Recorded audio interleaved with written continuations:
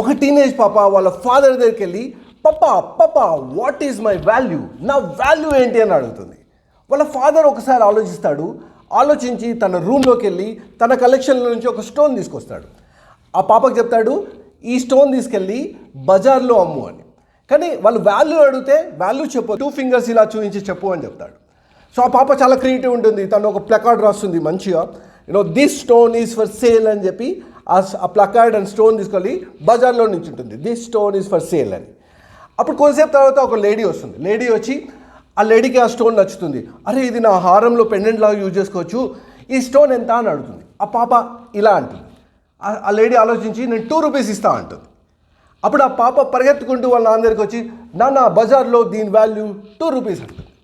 ఇప్పుడు వాళ్ళ నాన్న పాపతో చెప్తాడు సేమ్ స్టోన్ని మన టౌన్లో ఉన్న మ్యూజియం కాంపౌండ్లో పెట్టి అమ్మడానికి ప్రయత్నం అంటాడు.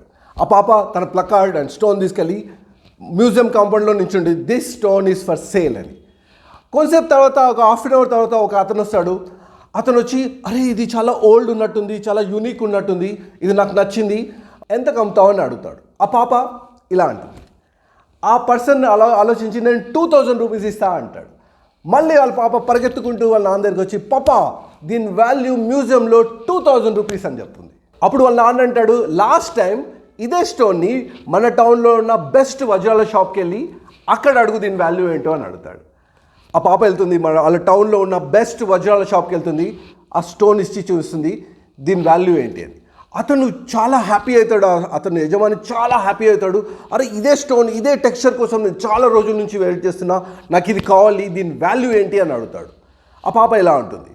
ఆ యజమాని ఒకసారి ఆలోచించి అంటాడు నేను 2 lakhs రూపీస్ ఇస్తా అంటాడు. అది పాప హ్యాపీ అయిపోయి పరిగెత్తుకుంటూ నాన్న దగ్గరికి వచ్చి పప్పా దీని వాల్యూ వజ్రాల స్టోర్లో 2 lakh రూపీస్ అని చెప్తుంది. ఆ ఫాదర్ వాళ్ళ పాపతో చెప్తాడు స్టోన్ సేమ్ ఉంది, కానీ నువ్వు అమ్మే ప్లేస్ని బట్టి, నువ్వు తీసుకెళ్ళిన ప్లేస్ని బట్టి దాని వాల్యూ చేంజ్ అవుతుంది. అప్పుడు ఆ పాపకు అర్థమైంది. ఈ చిట్టి స్టోరీ నుంచి మనం కూడా చాలా నేర్చుకోవచ్చు. మిత్రులారా మీ వాల్యూ ఏంటో మీకు తెలుసు.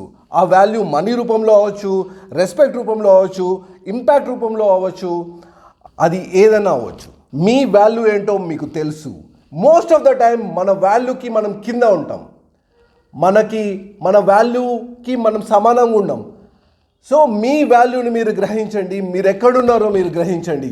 మనీ తక్కువ రావచ్చు, రెస్పెక్ట్ తక్కువ రావచ్చు, ఇంపాక్ట్ తక్కువ రావచ్చు, మీరు ఎక్కువ పని చేయవచ్చు, మీ సామర్థ్యం ఎక్కువ ఉంటుంది కానీ మీరు తక్కువ పని చేస్తున్నారు. మీ వాల్యూ మీరు తెలుసుకోండి, మీ వాల్యూ ఉన్న పొజిషన్కి వెళ్ళండి. మోస్ట్ ఆఫ్ ద టైమ్స్ మిమ్మల్ని అందరూ యూజ్ చేసుకుంటారు, కానీ మీ వాల్యూ చాలా పెద్దది.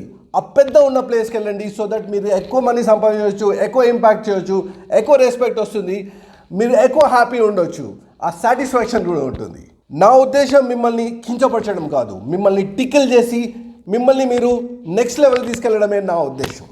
ఐ హోప్ ఈ చిట్టి స్టోరీ మీకు నచ్చింది అనుకుంటాను. మిత్రులందరితో షేర్ చేయండి, మీ అభిప్రాయాన్ని కమెంట్ రూపంలో రాయండి. Please subscribe. Thank you so much. Let's make it happen.